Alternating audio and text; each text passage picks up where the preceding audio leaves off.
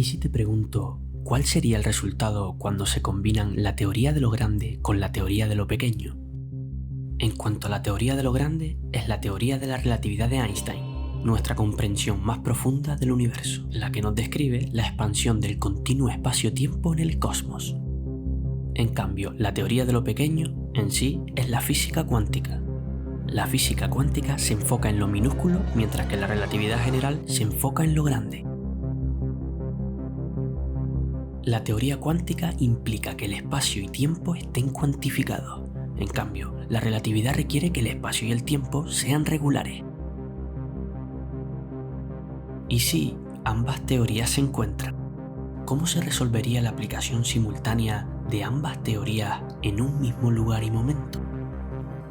Antes de entrar en esas cuestiones, hoy vamos a entender realmente la gran pregunta: ¿qué es la relatividad? Veamos cómo la visión de Einstein transformó nuestra comprensión del espacio y el tiempo.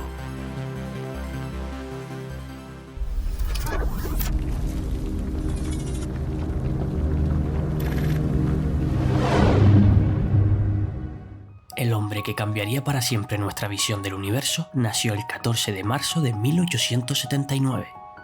Al contrario de lo que dice el mito, Albert fue un buen estudiante en la escuela, pero solamente en las áreas que le interesaban, como las matemáticas y la ciencia. Estaba lejos de ser un alumno ideal, desperdiciando su potencial bajo un sistema autoritario y opresivo en ese entonces que suprimía la creatividad e imaginación. Uno de los profesores de Albert llegó a decir que jamás tendría éxito si dedicase a lo que se dedicase, pero la conducta de Einstein se definió pronto. Albert era muy soñador, a menudo en las nubes o ensimismado en la lectura. El interés de Albert por la ciencia llegó muy pronto, comenzando por su encuentro con el magnetismo, al que él llamaba su primer milagro. Su padre le había dado una brújula y quedó asombrado por el descubrimiento de que fuerzas invisibles podían mover objetos. En 1899, un estudiante de medicina llamado Max Talmey fue a estudiar a Múnich y solía ir semanalmente a comer a casa de los Einstein. Fue el propio Max el que dio a Albert un libro de geometría, al que comenzó a devorar día y noche. Einstein lo llamó su segundo milagro. Albert comenzó a agudizar su impresionante habilidad para desarrollar imágenes físicas que describieran las leyes de la física con extraordinaria precisión, mientras otros científicos se sumergían en un mundo de oscuras matemáticas. A los 16 años, Einstein tuvo una visión que le condujo al descubrimiento que cambiaría el curso de la historia. Albert se imaginó a sí mismo corriendo junto a un rayo de luz y se hizo la gran pregunta: ¿cómo se vería el rayo de luz? El esfuerzo de Einstein de visualizar dicho rayo le llevó a resultados tan sorprendentes y profundos como cuando Newton se imaginó lanzando una piedra tan fuerte que orbitara alrededor de la Tierra. En el mundo newtoniano, alcanzar cualquier objeto en movimiento es posible si aumentamos nuestra velocidad lo suficiente. Si vamos en un coche muy rápido, podemos ir corriendo a la altura de un tren. Si miramos dentro del tren, podemos ver a la gente haciendo cosas con normalidad, como si estuvieran en el salón de sus casas. A pesar de que se están moviendo a gran velocidad, parecen perfectamente quietos si lo miramos desde un coche que va a su misma velocidad. Einstein pensó que si pudiéramos movernos junto a un rayo de luz, entonces el rayo de luz estaría en reposo. Esto quiere decir que el rayo de luz, visto por el observador, parecería una onda congelada. Pero nadie jamás había visto una onda congelada. La luz para Einstein era especial. No se podía alcanzar un rayo de luz.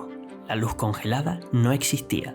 En aquel momento no se dio cuenta de su importancia, pero había dado con uno de los descubrimientos científicos más notables del siglo. Esto sería lo que le llevaría al principio de la relatividad. Al contrario de otros científicos que se sumergían en complejas matemáticas, Einstein utilizaba imágenes físicas sencillas para conceptualizar sus ideas: trenes, ascensores que caen, cohetes y relojes que se mueven. Albert dijo una vez: todas las teorías físicas, a pesar de su expresión matemática, deberían permitir ser explicadas mediante una descripción tan sencilla que hasta un niño la entendiera. Cuando Einstein finalmente aprendió las ecuaciones de Maxwell, llegó a la solución del acertijo: jamás podía alcanzar un rayo de luz porque siempre se aleja de ti a la misma velocidad. Esto a su vez contradecía todo lo que el sentido común le decía sobre la realidad. Tardaría muchos años en desenmascarar las paradojas de la observación clave de que la luz siempre viaja a la misma velocidad. Un tiempo más tarde, Albert habría conseguido un trabajo en una oficina de patentes. Desde esa humilde posición, Einstein cambiaría el mundo. Albert volvió a la imagen que le perseguía desde los 16 años: correr junto a un rayo de luz. Imaginemos un coche de policía persiguiendo a otro coche en una persecución. Si conduce lo suficientemente rápido, el agente sabe que alcanzará al coche.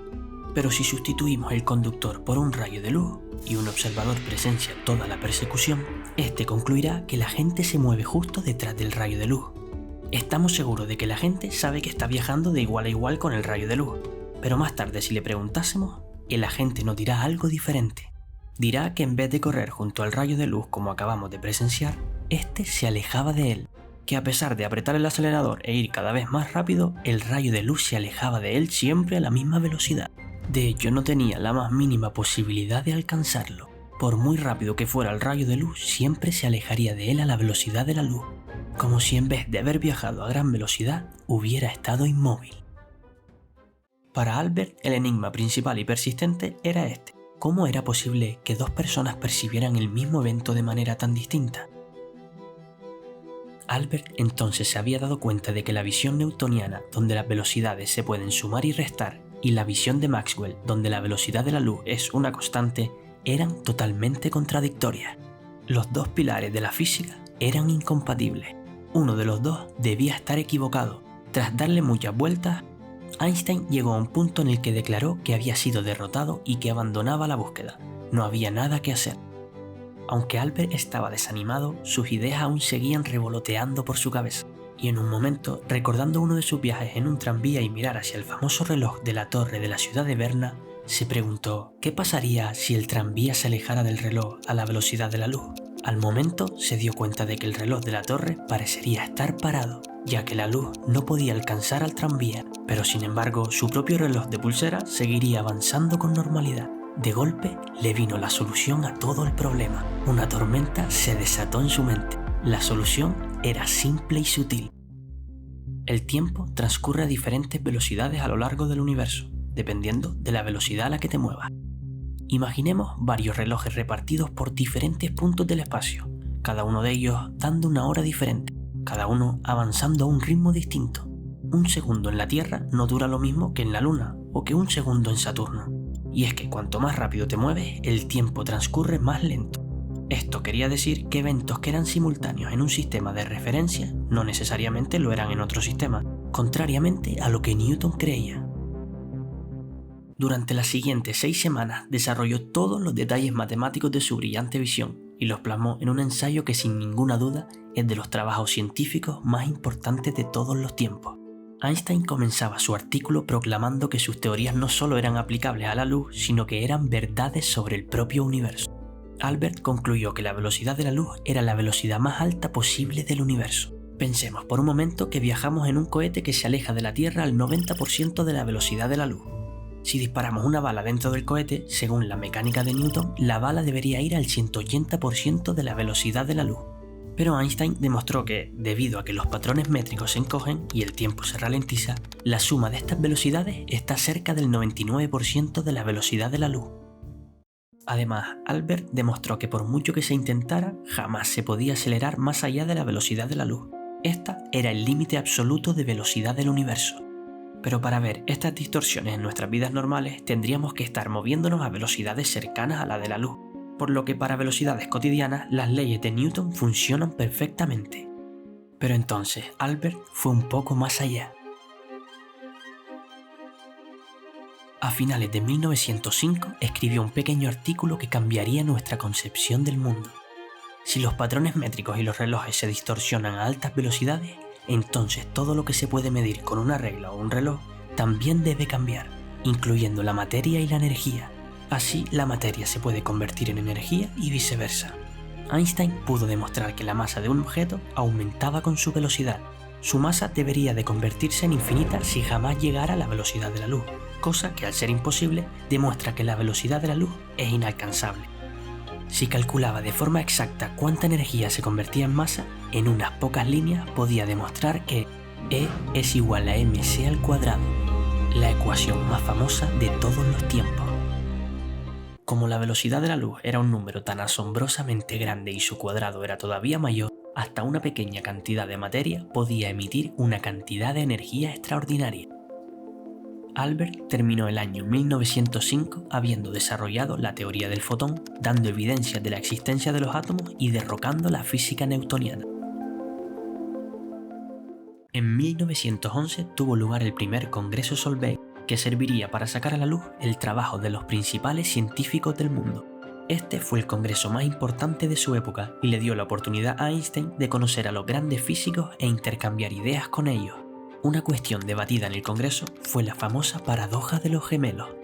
El físico Paul Langevin propuso la paradoja de los gemelos como un sencillo experimento mental que topaba con algunas de las supuestas contradicciones de la teoría de la relatividad. Imagina dos gemelos que viven en la Tierra. Uno de ellos es transportado a una velocidad cercana a la de la luz y vuelve a la Tierra. Pueden haber pasado 50 años en la Tierra, pero como el tiempo se ralentiza en el cohete, el gemelo del cohete ha envejecido solo 10 años. Cuando los dos hermanos se reúnen, hay una diferencia entre sus edades, siendo el gemelo del cohete 40 años más joven. Pero ahora miremos la situación desde el punto de vista del gemelo del cohete. Desde su visión, él permanece en reposo, mientras que la Tierra se aleja y son los relojes del gemelo terrestre los que se ralentizan. Cuando se reúnen, el gemelo de la Tierra debería ser más joven, pero, dado que el movimiento debe ser relativo, ¿cuál de los dos es realmente más joven? La solución de la paradoja es como Albert remarcó, que el gemelo que acelera es el del cohete, no el de la Tierra. En otras palabras, las situaciones no son simétricas. Sin embargo, la cosa se complica si el hermano del cohete no vuelve jamás. En este caso, cada gemelo ve como el reloj del otro se ralentiza. Dado que las situaciones ahora son perfectamente simétricas, cada gemelo está convencido de que el otro es más joven. Así que, ¿cuál de los dos gemelos es más joven?